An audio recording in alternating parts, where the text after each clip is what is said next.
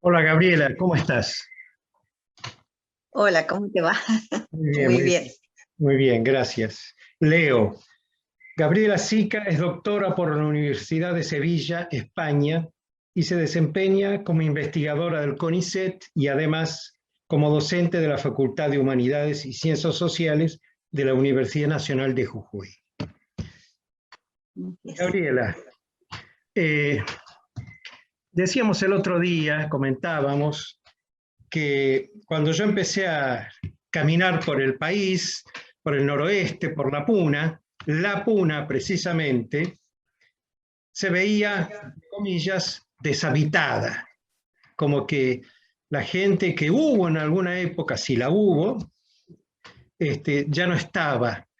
Ese es lo primero que te quiero preguntar. Y además, si estaba habitada, ¿quiénes la habitaban y por qué?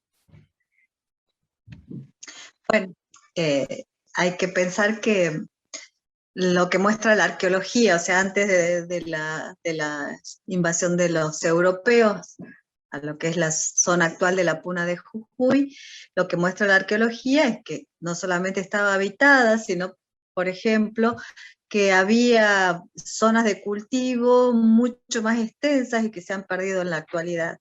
Sí. Quienes habitaban la Puna de Jujuy, como digo, cuando llegan los europeos, si bien esto todavía sigue siendo parte de discusión entre historiadores, etnohistoriadores y arqueólogos, pero más o menos, para tener una idea, el centro de la Puna, la zona de actual Casabindo y Cochinoca, bueno, según algunos estudiosos, había una población autóctona que eran los Casabindos y Cochinocas. Hacia el norte, toda la zona de Yavi, la cercana al límite, estaba ocupada, digamos, o vivían en ellas, poblaciones chichas, digamos, que eran los últimos reinos aymara, que justamente estaban en la zona de Chichas actual. Y, y hacia el sur, lo que es la zona de Susque, que es un poco la bota, ¿no es cierto?, de la provincia de Jujuy actualmente, había aparentemente población atacameña, de origen atacameño. Qué bien. Sobre esto después, bueno, distintas poblaciones, porque en la Puna hubo un montón de migraciones posteriores durante la etapa colonial e inclusive también durante la etapa republicana y el siglo XX. Y esa gente, antes de que llegaran los españoles, ¿qué hacía? Tenían animales, cultivaban. Sí, en general la Puna, por sus condiciones climáticas, ecológicas y geográficas, da mucho más para la cría de animales. Sí, Había también conexión, digamos, a través del caravaneo de llamas con otras regiones, intercambios con otras regiones, no solamente hacia lo que podría ser la actual quebrada de Humahuaca, sino también hacia zonas, como dije, de Chichas, de Lipes, que está cercano, pero también hacia la zona de Atacama había intercambios. sí. Y bueno, había zonas en algunas regiones que ya está perdida, había campos de cultivo, andenería, digamos, pero digamos la actividad principal es la ganadería, la cría de Y ganado, camellos en esa época. toda esa gente que habitaba la Puna, ¿qué hace cuando ve llegar a los españoles? ¿Y qué Bueno, hacen los españoles con ellos? También cabe la pregunta.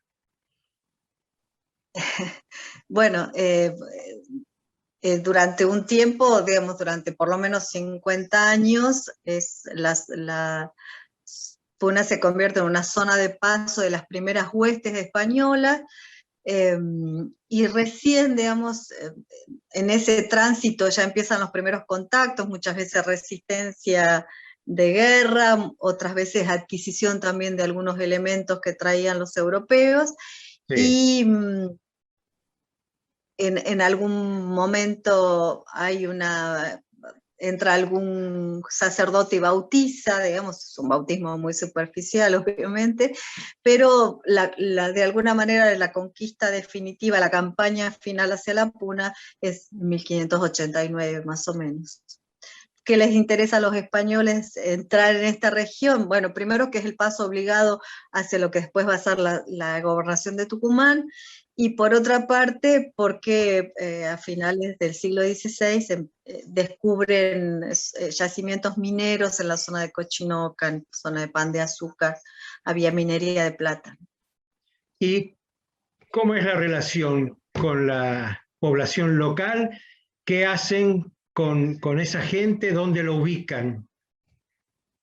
Bueno, hay que decir que la conquista, rápidamente para entender, la conquista es de carácter privado, quiere decir que en realidad eran particulares que ponían su fortuna y su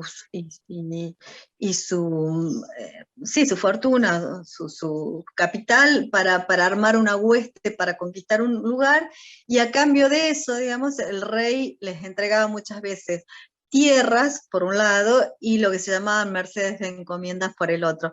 La encomienda, ¿qué significaba? Que los grupos indígenas dominados tenían que pagar un tributo al rey de España, y como dije, recompensa a estos privados, el rey de España entregaba, digamos, el cobro de ese tributo a un particular que era el encomendero, a cambio del servicio militar, que los evangelizaran, los cuidaran. Los que hacían los encomenderos muchas veces, en el caso de Jujuy, era establecer esa población que por las actividades económicas justamente vivían dispersas, las Sí. concentraban en pueblos a la manera española, digamos. ¿Qué quiero decir? Un pueblo creado para ello, con una plaza central, con una iglesia, con un cabildo, y digamos, estos pueblos normalmente tenían un nombre de santos y después el nombre indígena, y era una forma de controlar, de cobrar el tributo, y sobre todo lo que se llamaba en la época ponerlos en policía, evangelizarlos, por ejemplo, y Ajá. ponerlos en policía, quiero decir con comillas, es el término de la época, que quería decir establecerlos a vivir de la manera europea, digamos, en el concepto de civilización de la época. Y otra cuestión muy importante era la evangelización. ¿Por qué la evangelización? Porque en eso reposaba, digamos, la legitimidad discutida desde España para la conquista de América. Entonces, otra de los grandes transformaciones es la evangelización de la población indígena. Por un lado, las concentran en pueblos. En el caso de la Puna son dos nada más, son Santana de Casabindo y Nuestra Señora del Rosario de Cochinoca, digamos, esos los dos pueblos que se crean en ese momento, y la evangelización, digamos, la llevan adelante distintos sacerdotes de órdenes religiosas del clero Secular. secular. Esos pueblos, yo los conozco, pero quizá hay gente que no sepa, esos pueblos existen. Esos pueblos existen hasta el día de hoy, claro, por supuesto. Casabindo y Cochinoca. Cochinoca, son los dos pueblos que se crean relacionados a la entrega de encomiendas de la población indígena de la Puna. ¿De qué siglo estamos hablando ahí, más o menos, o año? 1602, siglo XVII, la creación más o menos de estos pueblos es al torno a 1602. Ah, mirá qué temprano. Bien, estos indios que reciben a los españoles, ¿trabajan para los españoles y para ellos también? En realidad, al encomendero le tienen que pagar un tributo. O Sí. sea, pero muchas veces a los encomenderos les importaba más que ese tributo fuera pagado en tiempo de trabajo que en dinero. Ajá, que Era trabajaban, siempre una trabajen en algún momento para ellos. que trabajan una cantidad de días al año para el encomendero. Ajá. Eso Normalmente eran 15 o 20 días al mes. al año. Ah, poca cosa. Y si no, eran 10 pesos, digamos, o sea, si había estado fijado el tributo en el siglo XVII, eran 10 Ajá. pesos para el encomendero o 15, 20 días de trabajo al año. ¿Qué moneda circulaba? Porque Circulaba la moneda normalmente acuñada en Potosí, cuando no había, circulaban otros bienes como equivalentes a moneda. ajá, ajá. La plata no acuñada, por ejemplo, era una de las. Y ¿Quién descubre que hay oro en qué pueblo y qué sucede ahí con ese oro?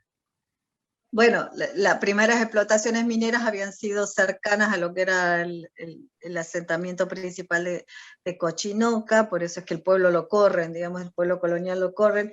En la zona del Cerro del Espíritu Santo se habían entregado vetas mineras, y después, digamos, esa producción, después de un tiempo, en la segunda mitad del siglo XVII, se corre, digamos, hacia Rinconada, que también había algunas zonas cercanas a Rinconada que tenían algunas vetas de plata, pero también en Rinconada, en la segunda mitad del 17, se Sí. empieza a extraer oro aluvional, los oros estos las pepitas que se lavan en Ajá, los ríos, digamos. ajá.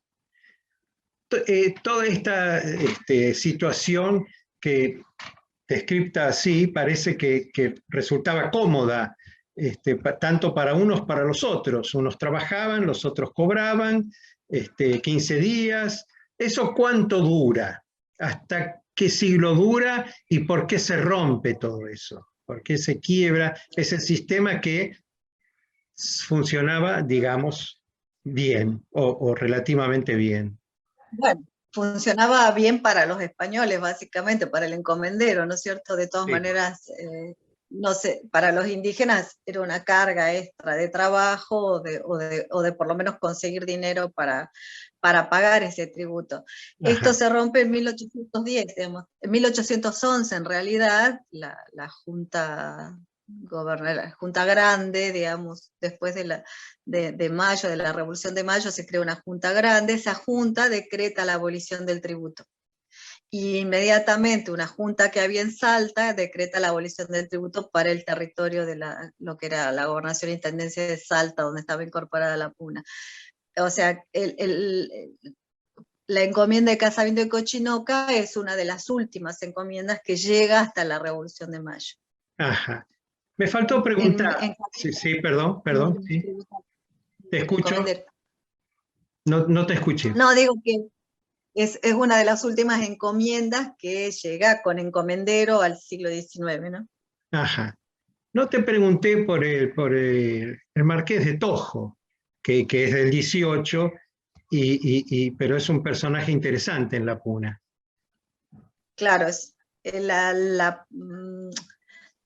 durante el siglo XVII, la encomienda de Casamiento y Cochinoca, otorgada primero a vecinos de Tarija, después se otorga a vecinos de Salta, y a mediados del siglo XVII, estamos hablando de 1600, viene un personaje, digamos, de familia tarijeña, que es Pablo Bernardes de Obando, que compra una hacienda que se llama San Francisco de Acaite, que es Yavi, digamos, y se asienta allí y pide la encomienda esta de Casamiento y Cochinoca, que estaba vacante. Al mismo tiempo, él tiene propiedades en Bolivia, digamos, en la actual Bolivia, en la zona de Tarija, en Tojo, que está cercano al límite, y va Sí, comprando además otras haciendas en la puna, digamos, se convierte en el gran propietario de la puna. sí, Este personaje, Pablo Bernardo de Obando, en el siglo XVII, tiene su mujer es tarijeña y tiene una hija que se llama Juana Clemencia de Obando, y se muere cuando la hija tiene unos 10 años, y 10, 11 años, y la mujer está embarazada de un segundo hijo que nace, vive unas horas y muere. Entonces, Juana Clemencia se transforma en la heredera de la encomienda, pero además la heredera de una gran cantidad de tierras en la puna de Jujuy y en lo que sería la actual Bolivia. sí. O sea, y entonces la casan, porque realmente era una niña a los 11 años, a Juana Clemencia de Obando con Fernando Campero, Fernández Campero, que era un español que, bueno, venía de Perú en ese momento y que tenía unos 30 y pico de años a esa altura, tenía más de 30 años, casi 40 años, que se casa, piden una dispensa especial y casan a Campero con esta niña de 11 años. Es casi novelesca, digamos, la historia. Bueno, la cuestión es que Juana Clemencia se muere a los 19 años en el parto de su primer hijo, Wow. y Fernández Campero hereda toda una gran cantidad de propiedades Tarija, en Tojo, en una gran cantidad de haciendas, distintas propiedades en la Puna de Jujuy, cuyo centro más importante era la de San Francisco de Acá y Ollave. Sí. Y es con esa herencia, digamos, que Campero quiere dar un paso más allá en su importancia y compra el título de Marqués de Tojo. Digamos, acá. Dinero, la corona le otorga el título de Marqués de Tojo. Es el único marquesado o título de nobleza que hay en el actual territorio argentino, ¿no? Y ese marquesado, digamos, dura hasta 1813, cuando también la Asamblea del año 13 declara, ¿no es cierto?, abolido todos los títulos de nobleza. ¿Y qué hacen con las tierras? Bueno, las tierras las siguen teniendo, Campero sigue teniendo los descendientes de Camperos, siguen teniendo las tierras, digamos, tanto parte de estas propiedades que tenía como la hacienda de la Angostura en Tarija, Tojo, sí, en Bolivia, y las propiedades de la Puna. El proceso es que en realidad los indígenas de Casabindo y Cochinoca, de estos pueblos, tenían tierras comunales, y en algún momento, digamos, no está demasiado claro todavía, entre el fin de la etapa colonial y los comienzos republicanos, digamos, esas tierras de Casabindo y Cochinoca pasan a ser, no se sabe muy bien, una propiedad de los camperos. Y eso va a desatar después un gran conflicto por la tierra, un largo conflicto por la tierra, no solamente de esa hacienda, sino de otras también en el siglo XIX.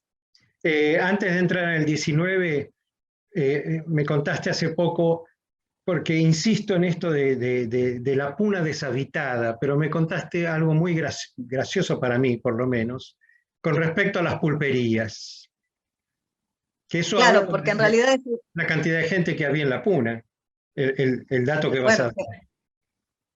Es que en realidad esta imagen de la Puna desolada, desamparada, eso es una imagen más moderna, digamos. Sí. Si uno toma el primer censo que se realiza, general de población, que se realiza en el siglo XVIII por parte de los reyes de España, mandan a realizar un censo en toda América, y en 1778 se censa la población de distintas regiones. Bueno, en el caso de Jujuy, de lo que es la jurisdicción de Jujuy colonial, que después va a ser la mayor parte de la provincia de Jujuy va a tener ese territorio, tenemos que en realidad de la población total censada en Jujuy, el 60% vive en la Puna. Y el 40% restante vive en la ciudad de Jujuy y en la quebrada de Humahuaca. O sea, un 40% en esa zona y un 60% en la Puna, lo cual nos habla de que en realidad esta imagen de desolación y deshabitada es una imagen mucho más moderna de lo que era en las otras etapas históricas, como la etapa colonial. Y también para tener una idea de esto, que había una gran cantidad de población en la Puna, yo lo que te he contado alguna vez es la cantidad de pulperías, que es muy impresionante, digamos, en 1780, unos años después de este censo, que muestra un 60% de población total de la jurisdicción asentada en la Puna, hay también, bueno, porque les cobran las pulperías, por eso está el registro de las pulperías, tenemos casi más de 90 pulperías en la Puna, cuando, para tener una dimensión, si uno suma las pulperías que había en las ciudades de Salta, de Jujuy, de Catamarca y de Tucumán, nos llegaban a 139. O sea, que la Puna tenía casi la misma cantidad de pulperías que todas las pulperías de estas 4 ciudades principales sumadas, ¿no? Notable, notable.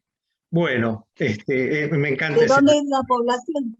¿De dónde es esa población? Digamos, esa población era la que vivía, indígena que vivía ahí, Casabindo y Cochinoca, y otra gente que se había ido asentando en estas zonas mineras como Rinconada, o zonas más dedicadas al comercio como Santa Catalina, y también había en el siglo XVIII una gran cantidad de población indígena que migra y se asienta en estas grandes haciendas de la Puna. Ajá. Entonces, ¿cuándo comienzan los conflictos entre el arriendo y los arrenderos y los dueños de esas tierras? esta población que digo que había migrado y se había asentado en distintas haciendas de la puna, que eran en general de gran extensión, generalmente eran familias indígenas campesinas que se dedicaban, digamos, al pastoreo de animales, tenían animales, y ya desde el siglo XVIII los dueños de esas haciendas les cobraban pastaje o arriendo.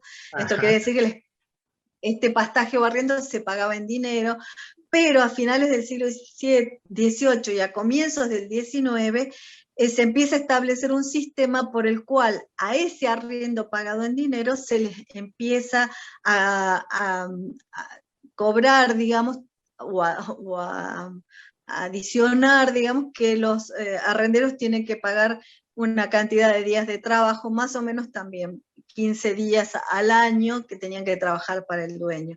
Ese trabajo que se hacía para el dueño de la hacienda se llamaba en la época servicio personal. Y la verdad es que era muy duro, digamos, y las condiciones se endurecen cada vez más, es muy duro.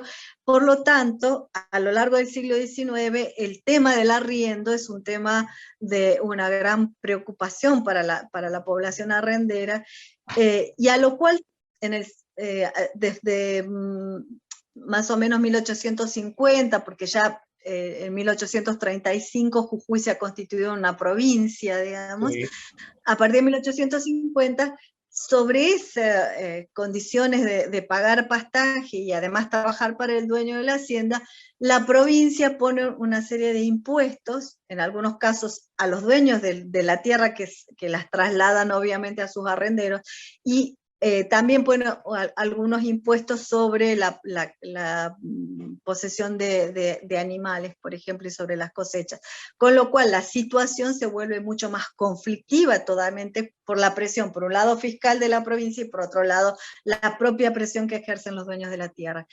Y esto, digamos, hay muchas estrategias políticas que van usando estos arrenderos, en algunos casos la resistencia a pagar, la resistencia a cumplir determinadas órdenes, el apelar permanentemente a las autoridades superiores como el gobernador.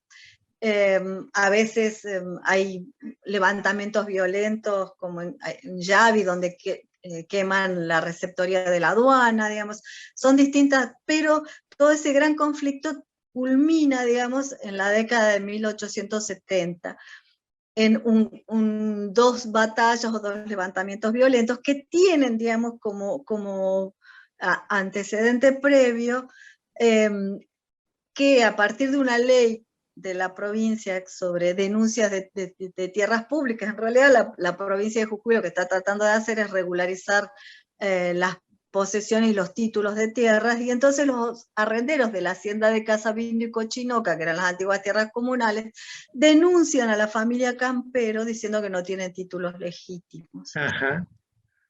Al denunciar a la familia Campero por no tener títulos legítimos, la provincia fiscaliza esa tierra, cambia de gobernador, digamos, y el nuevo gobierno le devuelve a la familia Campero la tierra, pero con una cláusula de que podía terminar esto de resolverse en la Corte Suprema. Y de hecho, digamos, mientras se da este levantamiento violento, esto se lleva a la Corte Suprema. El levantamiento violento termina, digamos, en una batalla que es Abradequera, que es en los cuales los arrenderos vencen a las fuerzas de la provincia, y posteriormente en la batalla de Quera, digamos, donde las fuerzas provinciales sumadas a la Guardia Nacional derrotan estas milicias de arrenderos, digamos, o ejército de arrenderos, no era un ejército, sino este levantamiento de arrenderos con una muy fuerte represión de muertos, fusilados. ¿Y qué cambia a partir de ahí? ¿Qué cambia? Por un lado, digamos que esta cuestión, digamos, de la denuncia contra los dueños de las haciendas, por un lado es una cuestión que comienzan en la hacienda de Casabindo y Cochinoca, pero que después se traslada y empiezan una serie de denuncias de arrenderos de muchas otras haciendas de la Puna y también de las tierras altas de la quebrada de Humahuaca, o sea, que es una etapa muy conflictiva.